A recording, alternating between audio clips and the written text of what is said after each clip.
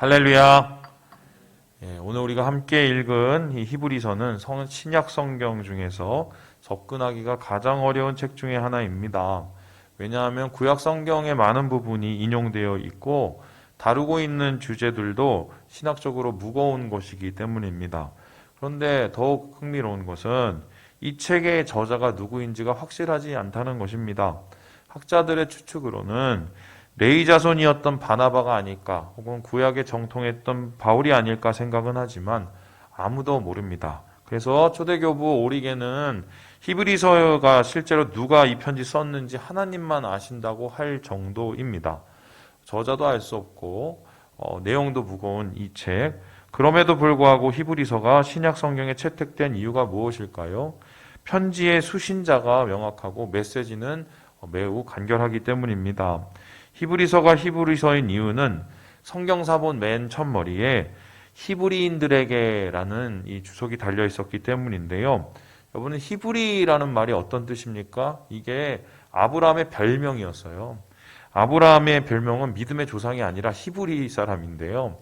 히브리라는 뜻이 이제 직역을 하면 저기서 건너온 사람이에요. 강을 건너온 사람. 그래서요, 히브리 사람이라고 하면은 보통 아브라함의 자손을 뜻하고요. 그러므로 유대인 중에 그리스도인인 사람들을 이 편지의 수신자로 보는 것이 합당할 것입니다. 이들을 향해서 히브리서 저자는 명확한 메시지를 전달하는데요. 뒤돌아가지 말자, 앞을 향해 가자, 이런 이제 전진 앞으로를 외치는 것이죠. 왜 그럴까? 당시에 기독교가 박해를 받고 있었습니다. 이 박해 가운데 유대 교도들의 핍박도 상당했는데요. 그들은 기독교를 위험한 이단으로 취급을 했습니다. 그리고 유대인 그리스도인들을 대대적으로 핍박을 했지요. 소위 발본색원 작업을 했는데 야고보 사도가 순교를 당하기도 하고 스데반 집사도 죽고 베드로와 요한은 끌려가기만 몇 차례를 했습니다. 그래서 교인들은 어떻게 보면 영적인 히브리인이라고 할 수 있었습니다. 왜입니까? 여기도 못 사고 어떡하고 저기에도 속하지 못하니까 여기에서 핍박받고 저기에서 핍박받는, 말 그대로 이방인이요 나그네의 생활을 했던 것입니다. 이들은 박해를 피해서 자신의 거처에서 조심스럽게 예배를 드렸는데요. 이런 예배 속에서 그들은 두 가지 고민이 마음속에 항상 있었습니다. 첫 번째가 내가 이렇게 핍박을 또 당하면 어떡하지? 이 고난에 대한 두려움과, 그리고 그냥 유대교로 다시 돌아가 버릴까? 이런 유대교에 대한 미련이었는데요. 그래서 이 탄압이 장기화되니까 어떤 일이 벌어졌냐? 실제적으로 돌아간 사람이 나타나기 시작했어요. 배교하기도 하고 타협을 하게 된 것인데요. 이렇게 돌아간 사람들 중에는 심지어 교회의 상당한 위치의 리더들도 있었습니다. 그러니까 당연히 교회는 심각한 위기를 맞이할 수밖에 없었습니다. 이때 히브리서 기자는 성도들을 향해서 그들의 마음을 다잡으면서 이렇게 말을 합니다. 우리 함께 11절의 말씀을 같이 한번 읽어봅니다. 시작!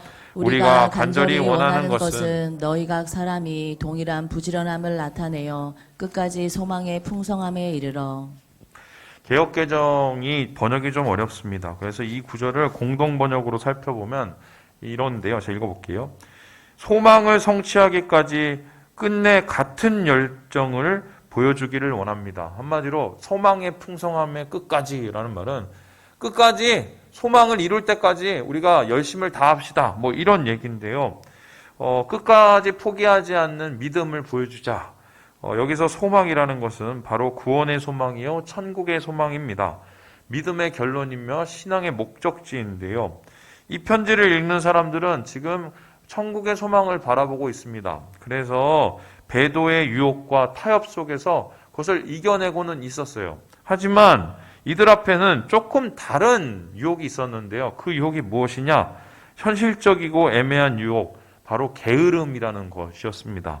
우리 함께 12절의 말씀을 같이 한번 읽어봅니다. 시작! 게으르지 아니하고 믿음과 오래 참음으로 말미암으라 약속들을 기업으로 받는 자들을 본받는 자 되게 하려는 것이니라. 게으름은 배교나 신학적인 타협처럼 치명적이지는 않습니다. 하지만 소망을 가로막는 것은 확실한데요. 게으름을 오늘 12절에 나온 것처럼 믿음과 오래 참, 그러니까 인내의 반대말이 되는 것이고요.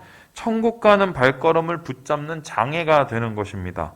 아유, 목사님 사람이 좀 게으를 수도 있지 뭐 그걸 그렇게 크게 봅니까? 라고 생각하시는 분도 있겠지만 성경이 말하고 있는 게으름에 대한 경고는 상당히 위중합니다. 우리 함께 김남준 목사님의 이야기를 같이 읽어보겠습니다. 시작! 게으름은 악이다. 우리의 한시적인 인생을 낭비하게 만드는 것이기 때문이다. 게으른 자의 가장 큰 특징은 일상적인 것에서 진전이 없는 삶이다. 목표가 없기 때문에 자기를 절제하거나 재정돈해야 할 필요를 느끼지 못한다. 분명한 목표 없이 하나님을 향한 추구함 없이 되는 대로 하루하루 살아가는 것이 바로 게으른 사람의 모습이다. 김남준 목사님이 살펴본 이 성경적인 게으름의 정의는 정적으로 악이에요. 이 악이라는 게 어떤 뜻이냐? 영적인 문제인데요.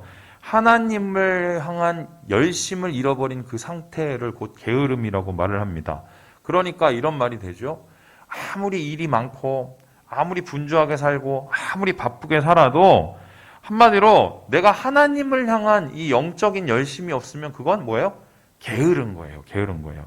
그래서 여기서 말하는 목표라는 것은 우리가 주님을 향해서 뭔가 열심을 가지고 신앙적으로 성장을 하는 건데요.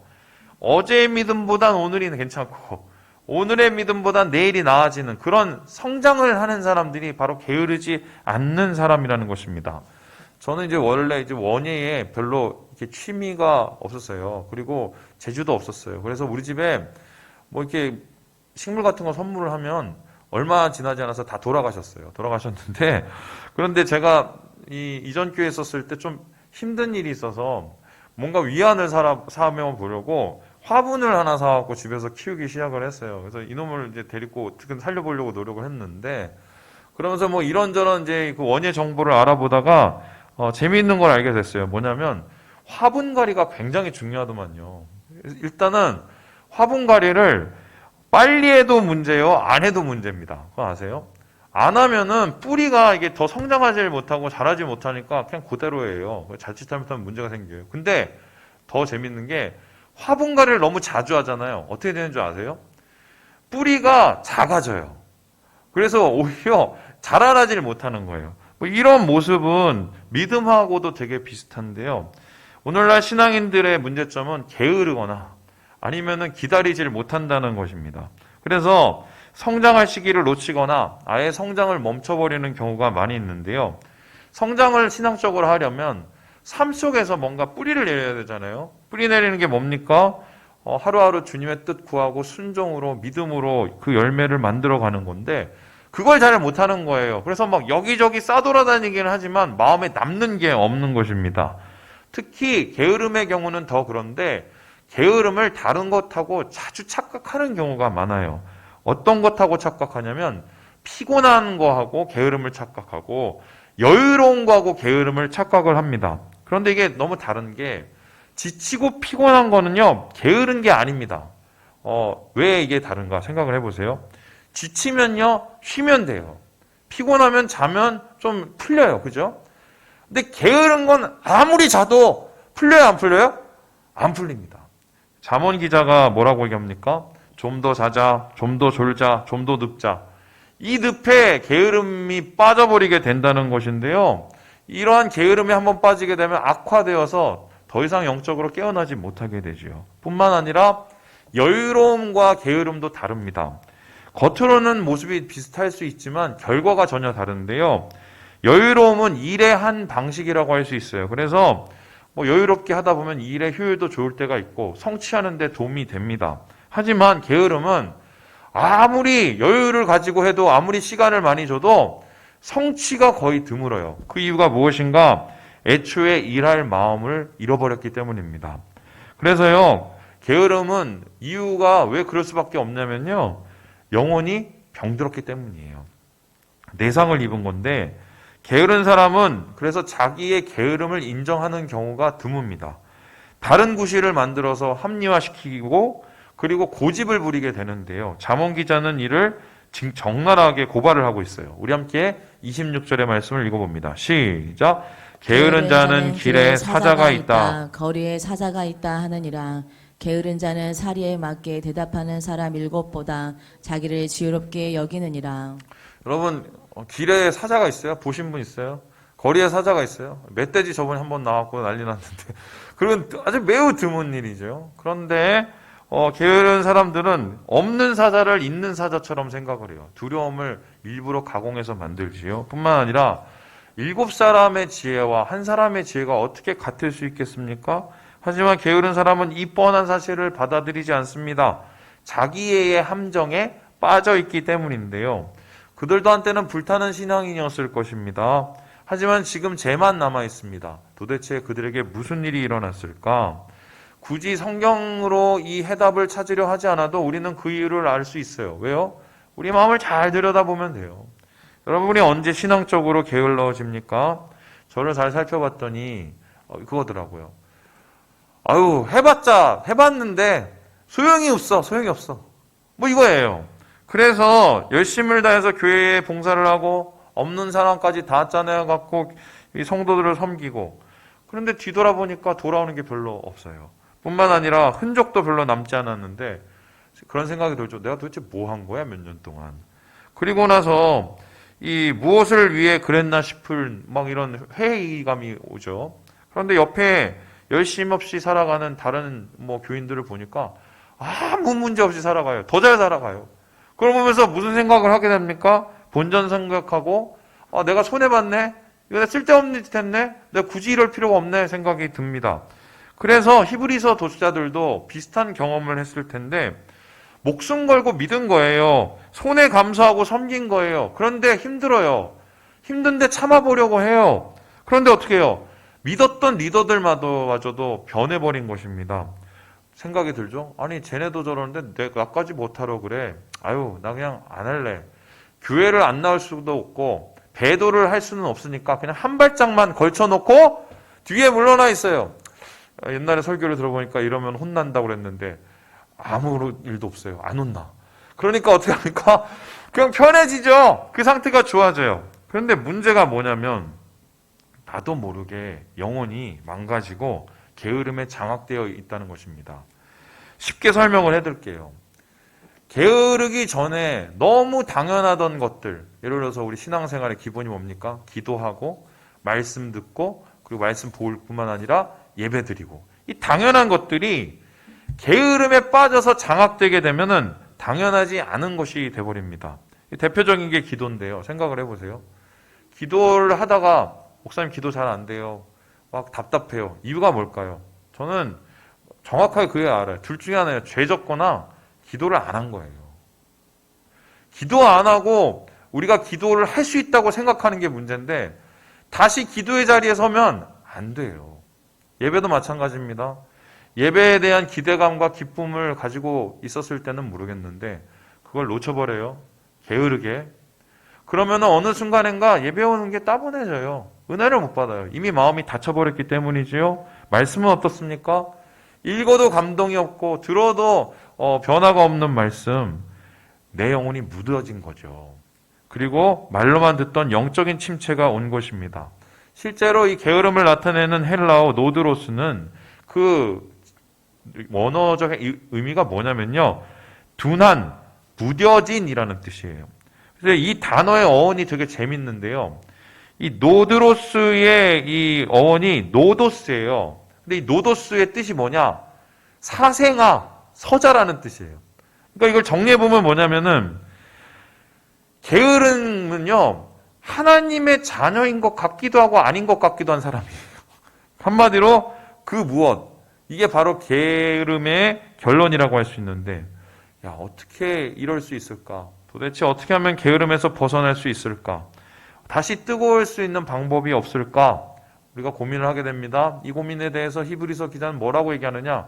그럴 수 있다고 해요. 돌아올 수 있다고 해요. 뜨거워질 수 있다고 해요. 그래서 편지를 쓴 건데 히브리서 기자가 이 편지를 쓴 것은 혼내러 쓴 것이 아니라 오히려 격려하고 일으키기 위해서 쓴 것입니다.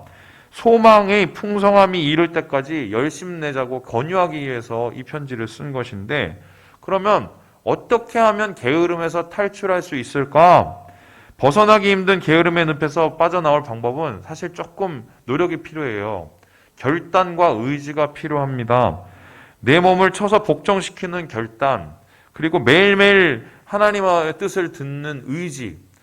여러분 생각을 해보세요. 기도가 안 되는 사람이 다시 기도를 할 수 있는 방법이 뭘까요? 기도 자리에 와야 돼요. 그렇죠? 말씀이 은혜가 안 되는 사람이 말씀을 다시 은혜롭게 하는 방법은 어떻게 해요? 말씀을 듣는 귀가 열릴 수 있도록 그 말씀을 들어야 되거든요. 방법이 없어요. 이거는 결단과 의지가 필요한데, 결단과 의지의 삶을 살기에 앞서서 우리가 꼭 알아두어야 되는 것이 있습니다. 바로 게으름을 벗어나기 위해서 몸부림치는 사람들을 위해서 하나님이 어떤 마음을 가지고 계시는가입니다. 그래서 오늘 저는 말씀을 통해서 이렇게 생각을 해봤는데, 게으름 탈출을 위한 하나님의 뜻, 하나님의 격려는 무엇일까? 이 말씀 속에서 세 가지를 제가 정리를 해보았어요. 우리 같이 한번 읽어보겠습니다. 시작! 하나님은 잊지 않으신다. 게으름 탈출을 하기 위해서 몸부림치는 사람들 하나님 잊지 않으신다고 말합니다. 우리 함께 10절의 말씀을 읽어봅니다. 시작! 하나님은 불의하지 아니하사 너희 행위와 그의 이름을 위하여 나타낸 사랑으로 이미 성도를 섬긴 것과 이제도 섬기고 있는 것을 잃어버리지 아니하시느니라. 우리를 게으름에 빠지게 한 가장 큰 이유는 낙심입니다. 낙심이란 마음이 떨어지고 잃어버린 것입니다. 낙심의 이유는 열심의 열매가 적기 때문이죠. 충분히 이해가 됩니다. 히브리서 기자도 그것을 충분히 이해했을 것이고요. 하지만 거기에서 머물면 변하는 게 없어요. 낙심을 이기고 게으름에서 탈출하기 위해서는 뭘 해야 되냐? 우리의 시각을 바꿔야 돼요.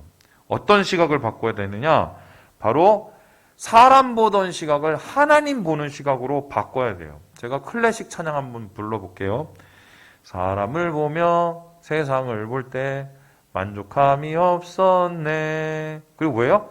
나의 하나님 그분을 뵐 때 나는 만족하였네. 이거 되게 오래된 찬양인데? 잘 보세요.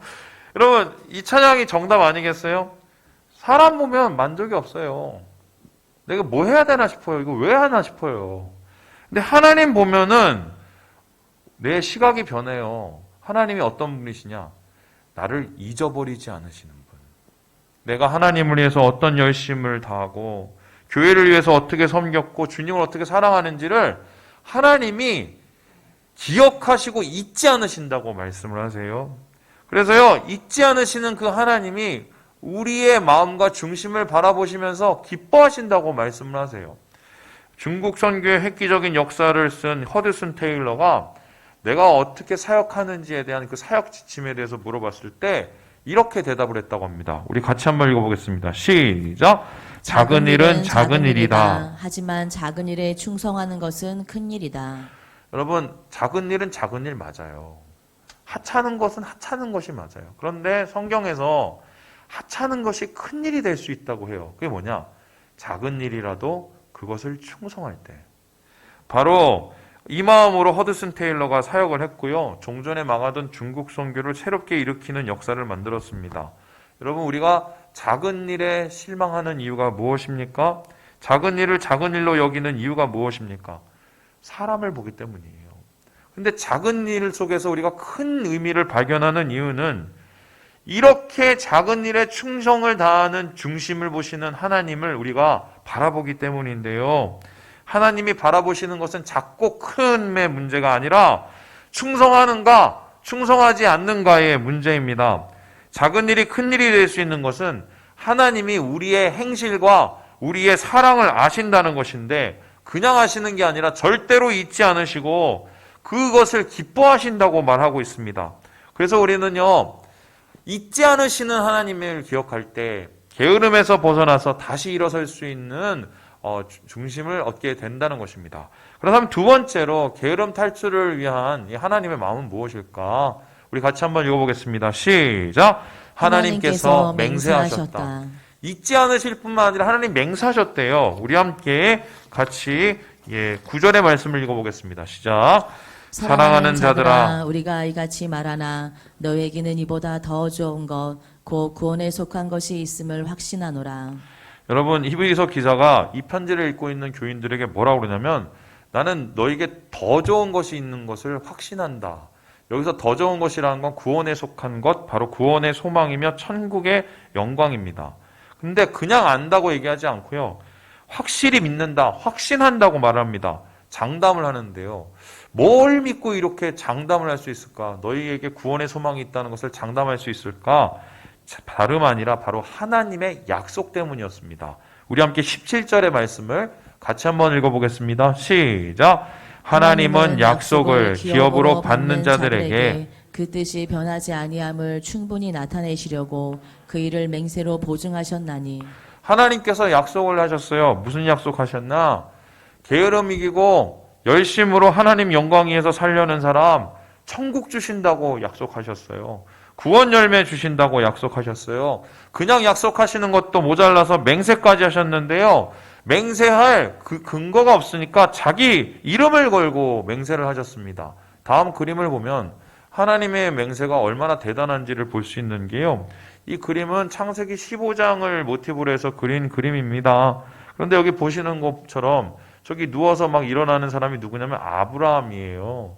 그리고 저기 불 같은 게 보이죠? 그 불이 하나님께서 나타나신 여호와의 불입니다. 그런데 이 불이요, 지금 어디를 지나고 있냐면요. 거기 빨간 게 흐르는 저 막 그 피 흐르는 쪽을 지나고 있어요. 이게 바로 이 당시에 사람과 사람이 맹약을 하는 계약 방식이었는데요. 이 재물을 쪼개요. 쪼개서 죽여야 되죠? 쪼개요. 둘로 갈라요. 그래서 소도 가르고 양도 가르고 염소도 가르고 다 갈라요. 그리고 나서 뭘 합니까? 계약을 맺은 사람들이 그 중간을 지나가요. 이게 어떤 뜻이냐면요. 너 나하고 약속한 거 안 지키면 이렇게 죽는다! 이 소리. 하나님께서 우리에게 주를 위한 열심으로 살아가는 자들을 축복하시고 천국 주시고 구원을 이루어주신다는 그 약속을 목숨 걸고 맹세하신 거예요. 그냥 맹세가 안 되니까 자기의 목숨을 보증을 삼아 주셨어요. 보증을. 여러분, 그 보증의 완성이 뭡니까? 예수 그리스도의 십자가예요. 예수님 왜 십자가에서 죽었어요? 구원의 약속을 보증하시고 맹세하시는 걸 확인하기 위해서 나타내신 거거든요. 여러분, 보증 잘못 서셔갖고 낭패당하신 분 있습니다. 예. 저는 아직 돈이 없어서 그런 경험은 없는데요.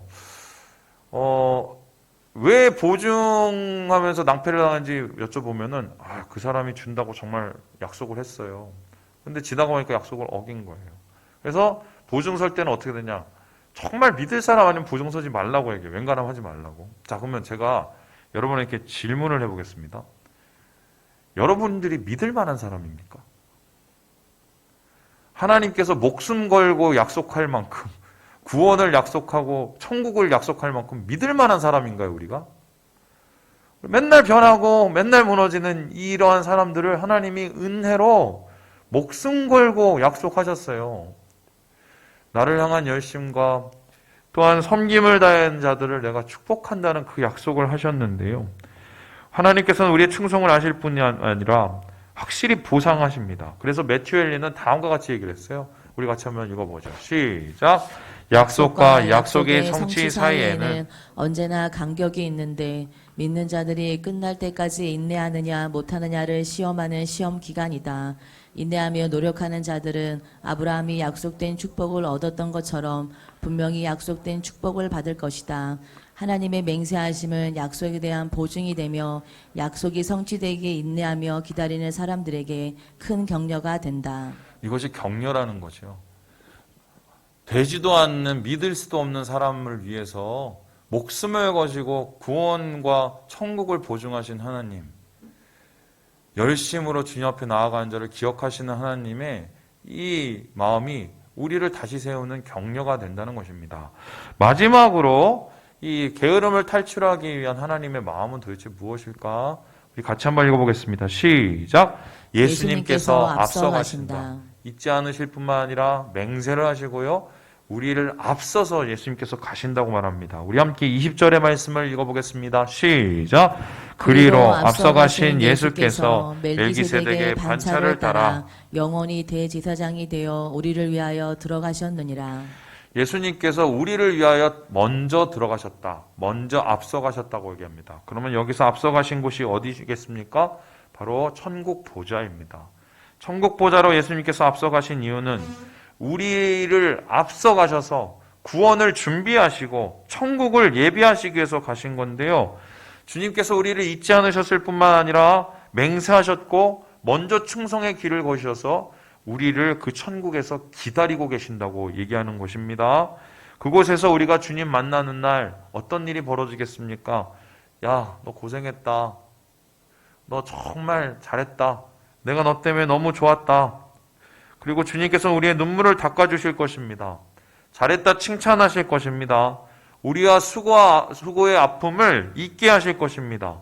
바로 주님께서 앞서가셔서 맹세하신 주님, 잊지 하신 주님이 우리를 지금 기다리고 계시는 거예요. 그리고 거기서 끝나는 것이 아니라 성령님께서 지금도 우리의 길과 동행하시면서 이 길을 걸어가도록 기도하시고 우리를 위해 애쓰신다고 성경은 말하고 있습니다. 얼마 전에 제가 개인적으로 좀 슬럼프가 왔어요. 슬럼프가. 이제 코로나, 이놈의 코로나가 이제 계속되면서 사역을 뭐 이것저것 하다가 좀 지치기도 했는데 말 한마디 때문이었어요. 말 한마디 때문에. 지나가다 저한테 무심코 들은 말인데요. 그거 해서 뭐해? 이 말이 제 귀를 이렇게 떠나지 않는 거예요. 그러면서 제 마음속에 어떤 게 들면 그래 막 이거 좀 했는데 뭐 똑같은데 뭐 이런 생각이 갑자기 확 들면서 그 말에 훅 빠져버렸어요. 그러면서 어떻게 됐냐면 이게 뭐 야 이거 뭐 해? 아유 뭐 해봤자 뭐 이런 좀 뭐랄까요 마음이 막 이상해졌어요. 그리고 그러면서 이게 하는 일이 되게 짐이 돼 버리더라고요. 그래서 하루를 제가 이렇게 문을 닫아버리고 집에서 가만히 앉아서 묵상을 했어요. 도대체 뭔 일인가.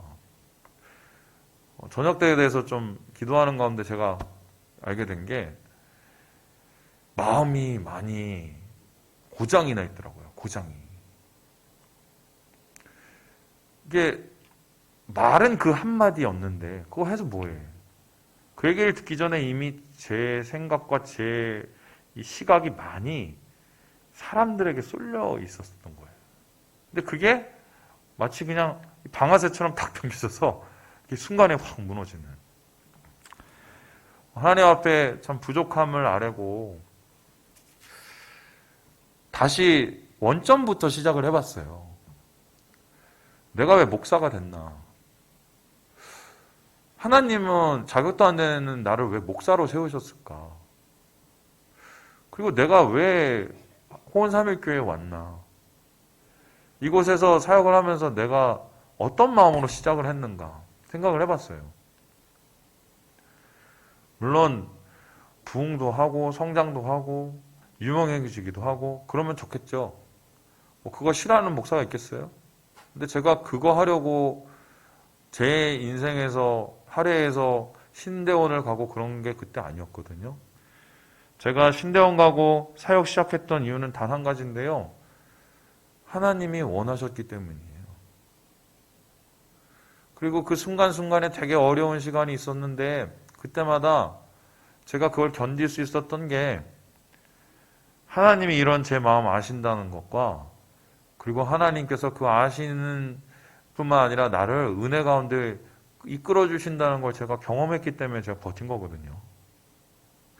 지금 코로나 뭐 여러 가지 문제로 우리가 참 많이 힘들고 있는 이때 게으르기가 딱 좋은 시기입니다. 얼마나 많은 좋은 이유들이 있나요? 그런데 여러분 정말 귀중한 것을 잃어버릴 수 있어요. 우리의 영혼은 배거든요, 배. 그 안에 하나님의 소망과 은혜와 이 천국에 대한 이 확신을 가지고 이게 그 귀중한 것을 품고 항해하는 배라고 친다면요. 풍랑이 안 오겠어요? 바람이 안 불겠어요? 또 배가 뒤집일 만한 그런 뭐 여러 가지의 위험이 안 오겠어요? 근데 우리 배는 절대 안 뒤집힙니다. 그 이유가 뭔가요? 주님이 우리의 영혼 가운데 있기 때문이에요. 우리의 영혼의 배 가운데 동선하고 계시기 때문에. 여러분 말씀을 마칩니다. 주님이 아십니다. 맹세하셨고요. 그리고 주님이 먼저 우리를 그곳에서 기다리고 계세요. 주님을 바라보시면서 성령님과 함께 오늘의 어려움을 이겨내시고 게으름을 극복하시고 다시 하나님을 향한 열심을 되찾으시는 사랑하는 주의 성도들 되시길 주님의 이름으로 축원합니다. 기도하겠습니다.